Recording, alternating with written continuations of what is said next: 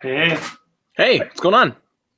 not much, but I tell you one thing, man. Tight ends and cornerbacks suck this free agency. They suck. It's going to be pretty ugly. Yeah. Swipe. Yeah, that's like with mine, like the safeties and edge rushers, I didn't want to do just like, because like everyone always from like pretty much the beginning of like midway through the season, like everyone was talking about like Cam Chancellor, and like Bobby Wagner and stuff like that. So like I tried to find people like more kind of off the radar, I guess. So what you're saying is you're just being more realistic. Yeah, definitely trying to be a little bit, because like the one that was like Jadeveon Clowney was like the number one. I'm like, there's no fucking way you're gonna get Jadeveon Clowney. DeMarcus Lawrence, Right. So yeah. I did try to be a little bit more realistic with it. Well, that's a good news. That's the good thing with doing tight ends and quarterbacks is the number ones for both those lists are realistic, because they're not right. So I didn't have to do that much work on it, but it should be interesting. We'll see how this goes.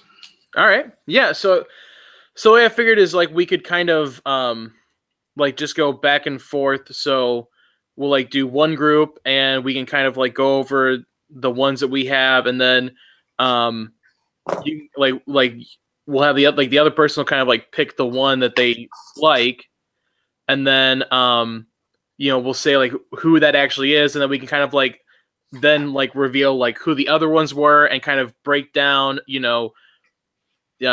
each one, like once we know who they are, kind of like break that down just a little bit more. Right. Yeah, and break down the players just in case, because I have a feeling most people are going to have no idea who some of these players are. Right.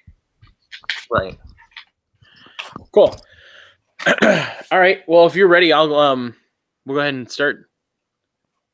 Sounds good. Cool.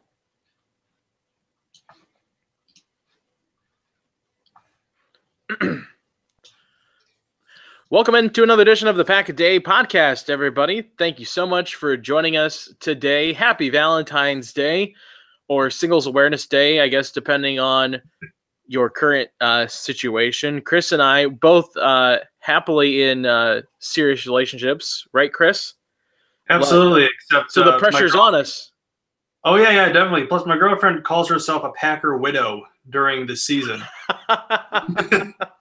And then I remember when I first introduced her to my friends, when we first started dating. We started dating in September of 2015. And it was, of course, right when the Packers starts. And so they said, this is the worst time for you to start dating Chris,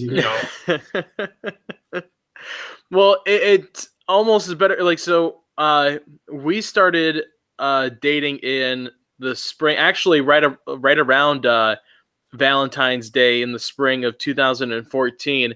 And so her first Packers season was the NFC Championship game against the Seahawks. And so for a second there, you kind of question if, things might be a little bit cursed. But thankfully, we've moved past that. And I think we're on the right track. And now she's got her favorite Packers now. And so she's got her, Packers crush. She's going to be a little disheartened when what happens to Randall Cobb this offseason. Is that her crush? That's the big crush, is Randall Cobb. And right, I can't say I disagree. Yeah, my girlfriend's is Blake Martinez. There's something about those eyes, man. Randall's got the eyes, and Blake actually, too. Blake's got the supermodel kind of face. Hey, he's a tall glass of water. Yeah, sitting right there in the middle of the line of scrimmage, ready to pop you as you come through. So today, since it is Valentine's Day, we decided to do a little bit of a dating game here on the Pack a Day podcast. So obviously, free agency is going to start here in about officially can start in about a month when the new season rolls around. So right now it's all speculation about where free agents are going to be going. Teams really can't comment. You can't make official contact with anybody yet. So it's a lot of hypothetical, but what we've decided to do is take some of the big position groups that the Packers are probably going to be looking to fill in free agency and also probably the draft. So we've taken each of us a couple of position groups and found a couple of potential free agent candidates and broken them down and given them sort of, like a dating game sort of profile or a profile breakdown. Neither of us are going to know who these other players are that we're talking about. We're going to be guessing blind, and once we make our selection, we'll reveal who our dating game match is. You ready to start, Chris? Yep. All right. So I'll start us off with one of the more popular ones is the wide receivers group. All right. So your free agent number 1, high-flying wide receiver, comes into free agency after pulling down 5 touchdowns last season, second highest of his 5-year career.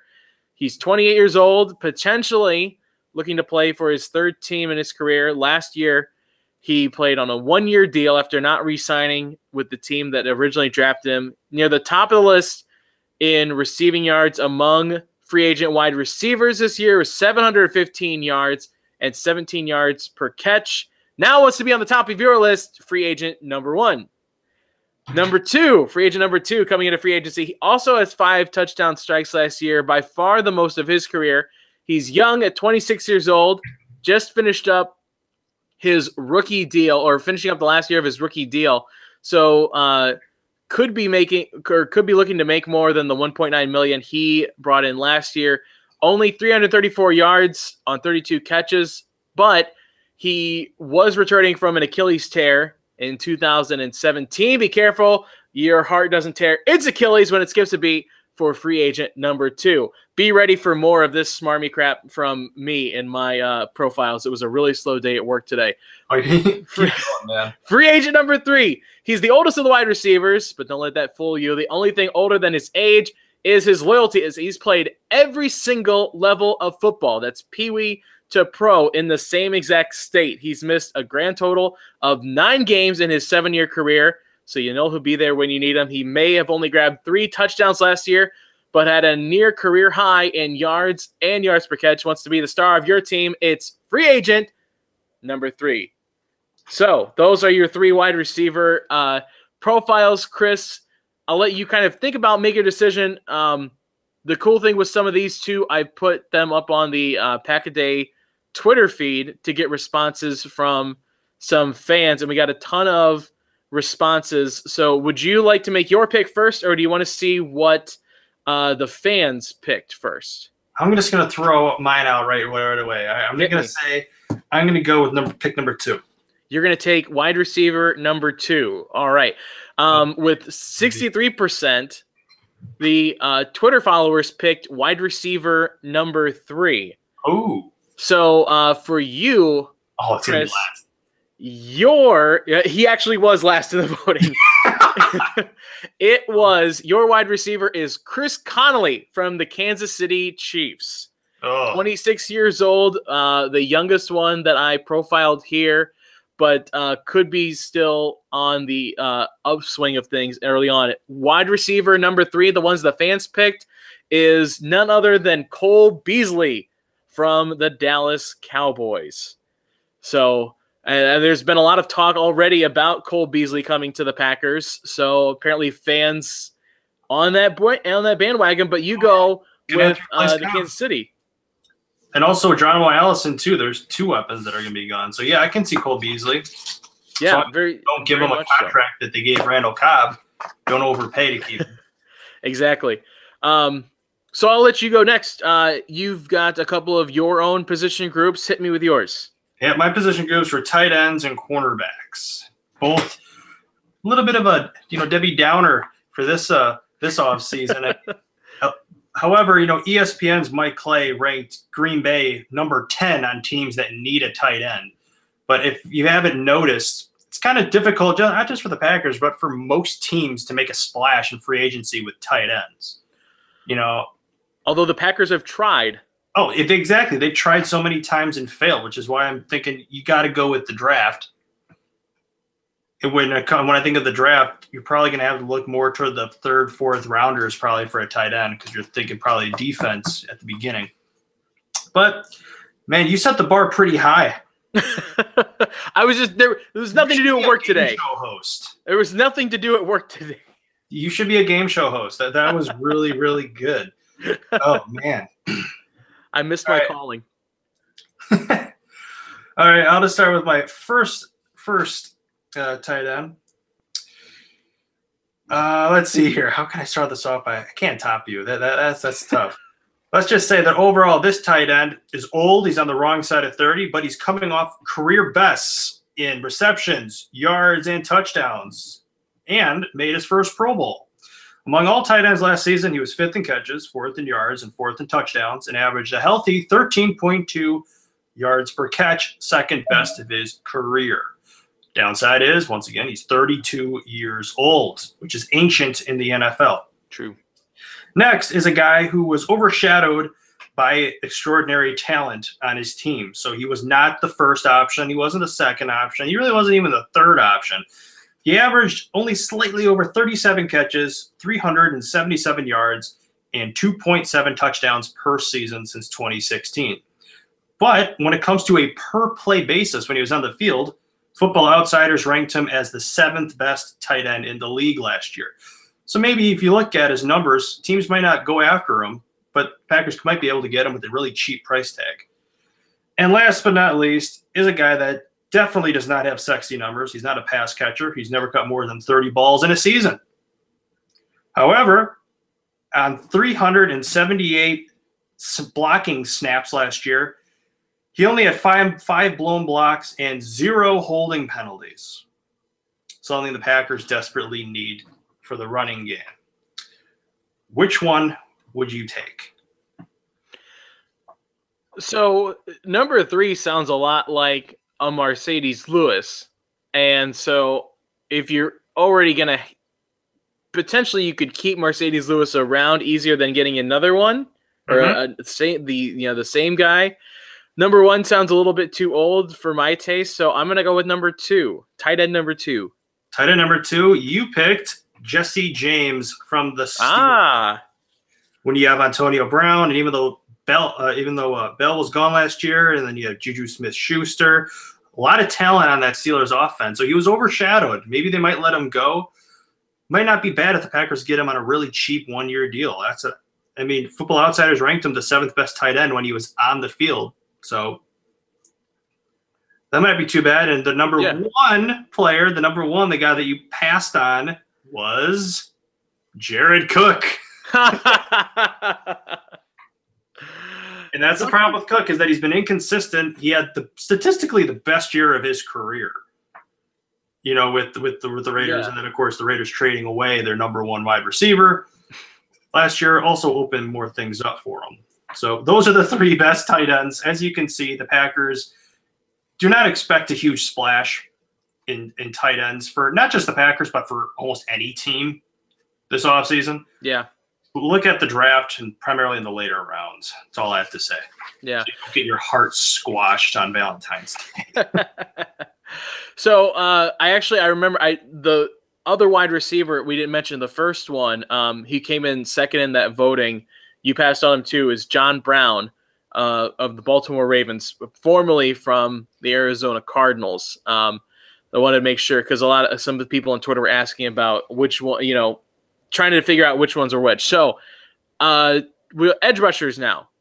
This one a little bit more split evenly when it comes to the voting on Twitter. And we were kind of talking off air about this, and I think people will agree. There's a lot of really, really sexy free agent prospects in the edge rushing market this year. I think we tried to play it a little bit conservative with who we were looking at, just because of some of those names probably aren't going to be making their way, to the Packers just because you want them. It's not Madden. You know what I mean? It's kind of like Khalil Mack, Exactly. You hope for it. A pretty solid chance, I think. Yeah. When you say these, to give me a really good honest guess and not have that terrible guess I had the last round, let me know whether or not these guys are coming off of 4-3 defenses or 3-4, whether or not these guys are going to be edge rushers with their hand in the dirt, or are they going to be standing up in a 2-point stance to see if they can actually mold into the Packers defense. Because, I mean, they're probably going to lose Clay Matthews and Nick Perry. So are they going to be standing up in that old elephant position or down on in a 3-point stance? That's true. All right. So so the first one here, free agent number 1. He's the wily veteran of the group when it comes to the free agency market, but he's also the only one to bring the bling to the conversation as a former Super Bowl champion. He only spent 3 years with that championship team, has spent the last 6 years with his second one. Durability was his calling card right up until his first big injury of his career this past season, as a hamstring sidelined him for most of the season. However, before that, he didn't miss a game for 5 seasons straight. Coming out of a 3-4 defense last year, only $790K he made last year, so he could be the steal of the class. While he steals your heart, it's free agent number 1. Number 2, free agent number 2 is a 5-year veteran looking to prove that he has what it takes to be an elite rusher in this league. Played last year on a $12 million 5th-year option on his rookie deal, but only produced 3 sacks and 55 tackles, career lows for him. He's known in his division as a heavy hitter, can cause trouble for opposing QBs. Even if he doesn't show up on the box score every single time, he'll be one of several vying to be the king in the pass rushing realm. It's free agent number 2. And then finally, for free agent number 3, he's a former top 5 pick who is in his first years lived up to the title as such. In his first 5 years, he's missed only 7 games while having a season totals of 14.5 and 12 sacks, respectively. Had a rough 2018, playing only 7 games.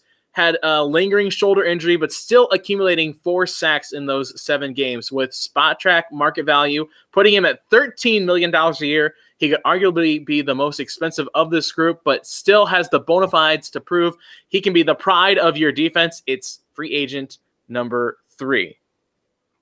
So, for Twitter, do you want to make your picks, or do you want Twitter here? Hi, I want to redeem myself after the first round. I know this sounds really bad, but can you please repeat number 1? Yes. So number 1, like I said, he's the oldest one of the group. I don't think I said his age. He's 31 years old. Ooh. But like I said, former Super Bowl champion. He's played 9 seasons now. Had only played 9 games last year, had that hamstring injury that sidelined him. But before that, again, like I said, 5 years, didn't miss a single game for that team. And again, only made $790,000 last year. So could be looking at a cheap rent-a-player for a year that could fill in spot-wise. Okay. Instead of going that, I'm just going to make a splash and go with number 3. You're going to go with number 3. And I believe Twitter agrees with you. At 50%, they picked edge rusher number 3. Behind that was number 1 with 39%, and then number 2 was 11%. So your pick in the edge rusher class is from the Detroit Lions, Ezekiel Ansah. At 29 years old, Ezekiel Ansah was number 3. Would you like to hear who number 1 was for a little blast from the past? Yes. Free agent number 1 is none other than Super Bowl champion and former Green Bay Packer, Frank Zombo. I had to throw him into the group. I was hoping you'd pick him just for the big reveal. And number 2, I stayed in the NFC North again. Anthony Barr from the Minnesota Vikings was number 2. Yeah, no, not good. Not good all around. That one really had a bunch of landmines. You either had to pick 2 division rivals or Frank Zombo. Yeah, I'm glad I picked number 3. So, I mean, with the edge rushers, like we said, there's a lot of bigger, sexy candidates out there. But I think for the Packers, I don't know if edge rusher is where you want to spend a splash kind of money, because you can find different ways to scheme people in blitzes, which is something Mike Pettin did really well last year. Exactly. I mean, look what he did with Fackrell, for God's sake. Exactly. Blake Martinez, I think he had 5 sacks. Mm-hmm. I mean, come on. Only, and I know he's not a natural pass rusher. For him to get those numbers is pretty amazing. That's why I give Pettin so much credit. I'm glad that they kept him as defensive coordinator. I agree. Do you want to hit us with cornerbacks as our next group, moving to the secondary? Cornerbacks, once again, overall a soft group of players, not a big splash that you can really make. Once again, but here are the 3 that I picked out. Number 1, you can't say that he's a stud or a ball hawk, but he's a solid number 1. He's only 25 years old. He is a Super Bowl champion. He had 4 tackles and 2 passes defended in that game. While he played in only 9 games last year, he had 12 passes defended and has 4 interceptions over the last 2 years. He was also named Pro Football Focus Defensive Rookie of the Year back in 2015. Problem, though, is he tore his ACL last November. So will he be ready to play? And if he does, how long will it take him to get back to his previous self? Number 2, 27 years old, solid player, nothing fancy, nothing fantastic. Could be more of a leader given his age, being 27. He is a good good blitzer off the edge for a cornerback with 3 sacks last year. He has had 12 passes defended and 4 interceptions over the last 2 seasons. So an overall solid number 2 or number 3 corner. And then lastly, we have the veteran, 32 years old, but he had 10 passes defended and 1 interception last season. He's had at least 10 passes defended in 8 of his 10 seasons in the league, and has at least 2 interceptions in 6 of his 10 seasons. Not to mention, of course, he played on a team that was in the Super Bowl last season. Oh. And, of course, he is reliable. So I feel like I have a suspicion of who the 1 and 3 might be. And I was kind of leaning towards number 1. I'd say that number 1 and number 3, you're going to have to cough up more dough. Okay. The guy who, right. Because number 2 is just a solid guy who you could say is more realistic if you just need a solid backup or just a solid guy. The number 1 and number 3 are guys who I think would make more of an impact. So, I mean, in the Packers situation, I think you do need to find somebody to kind of take over that number 1 spot, to have a playmaker. But I think that you have that possibly in Jair Alexander. So you think he'll make that jump next year and actually be number 1? So when you look for another cornerback, you need a number 2 or a number 3. You don't need to look for the number 1 anymore. True. That's what you hope for, at least when you drafted him in the first round. So I mean, I'll go with number 2. I think that's what you're kind of looking for. I think that's what they're hoping for from some of their other cornerbacks that played last year. And so I'll say number 2. All right, that is Bryce Callahan of the Chicago Bears, which I think is a good thing because even if you go after him and you raise the price, the Bears might overpay to keep him. Right. That's what they did with Allen Hurns. Exactly. So that's why I was thinking of him. The other 2, number 1, was Ronald Darby of the Eagles. Oh, I thought it was somebody from the Seahawks, but okay, that's good. Yeah. The Eagles. He had a great rookie year. He played only 9 games last year, but he had 12 passes defended, but then he tore his ACL in November. So we'll see what's going to happen with him. And the last one was Jason McCourty. Okay. New England Patriots. I figured it was somebody from the Patriots. Yeah. Yep. That's good. Good. All right. You ready for the final one here? Make our final selection. We move even further back to the safety position. So I think kind of the same idea with your cornerbacks, Chris. Not a ton of, super sexy names. And, I don't know if there's a lot of them are kind of guys that I don't know if you can say are all-stars right away, but I think can be somebody to have potential.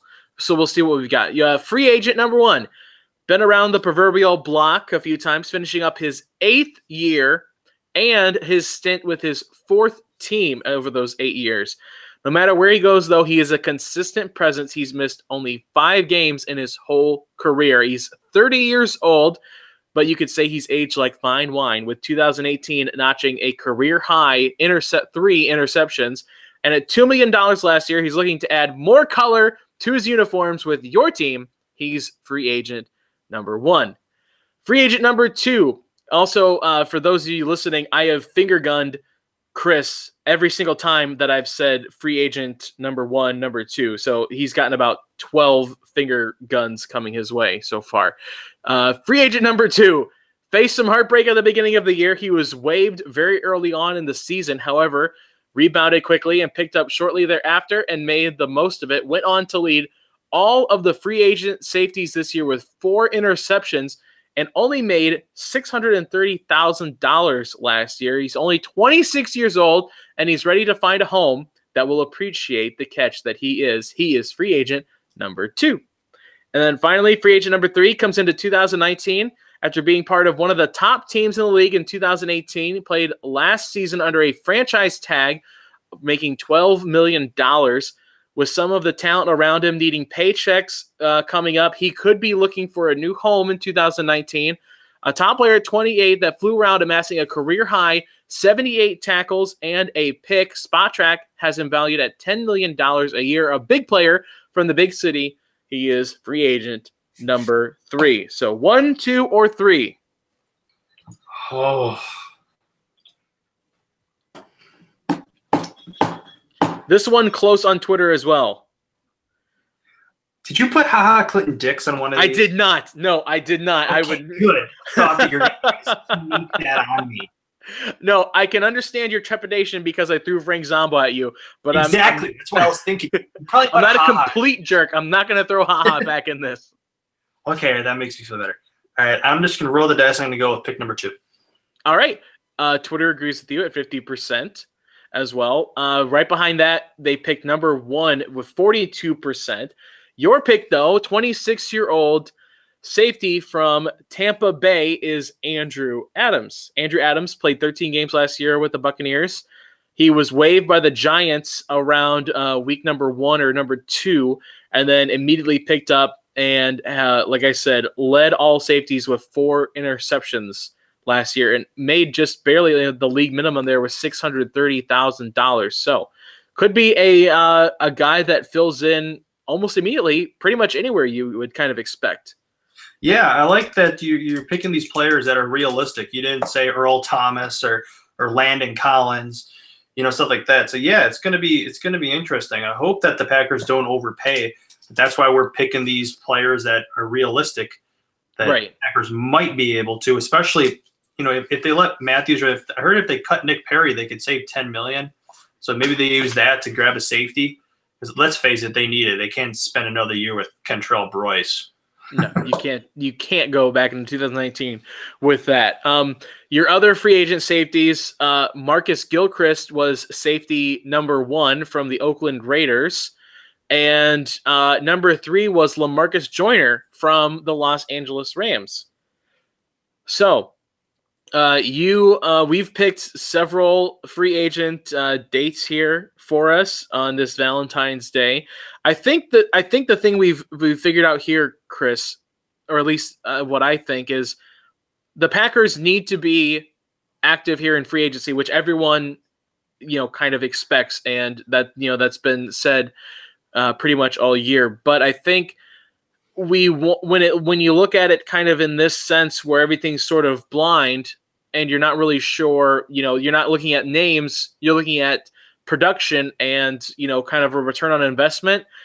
Maybe the Packers need to go into this a little bit more cautiously than some people, maybe are looking at in this upcoming offseason. Oh, yeah, definitely. Especially when you take a look at the Packers finally going into free agency a little bit over the last couple of years compared to years prior. And look what happened. So, a lot of people say, well, at least they're trying, at least they're actively going out. But yeah, I really think that the key to this offseason especially is just to find a productive player. People look at, Charles Woodson back in 2006. People forget that that's also the offseason where they got Ryan Pickett. And Ryan Pickett turned out to be a huge addition. Yeah, he didn't put up sexy stats or is a sexy name, but that guy played a huge role in winning the Super Bowl. That's the kind of free agents I'm looking for the Packers to get as a solid contributor.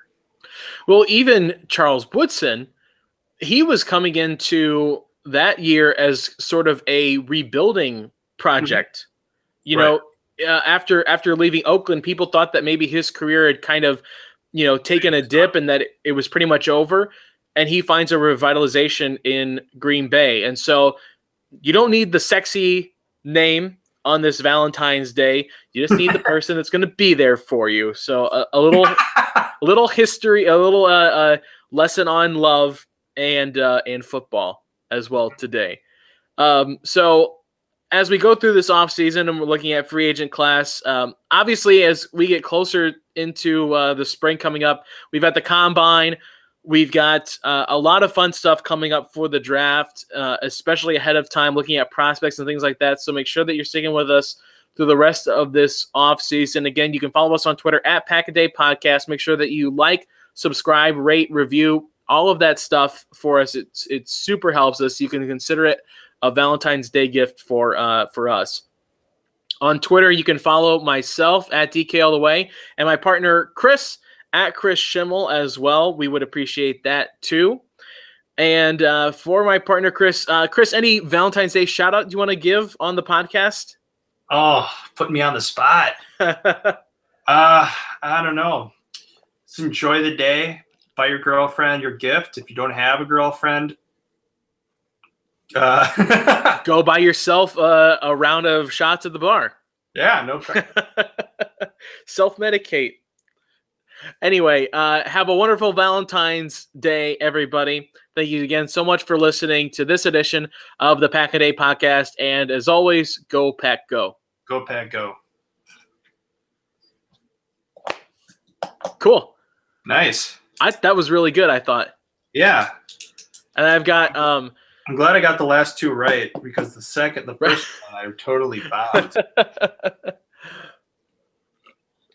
I thought that was really good. And I've got the whole Cole Beasley thing. I'm hoping that the Cowboys, of course, Prescott's of course demanding big money. Right. Cowboys, so that's going to screw them. Yeah, and that I should have mentioned that too. Cole Beasley, for some reason, is my girlfriend's obsession. I don't know if she knows anybody else in the NFL, outside of the big names, but for some reason she just loves him because he's got long flowing red hair and he's this cute little white guy. I don't get it. I've tried to understand it, and I've told her that it's a cowboy and she's not allowed to like him. But I'm looking at pictures right now. He's nothing special. He's nothing special at all.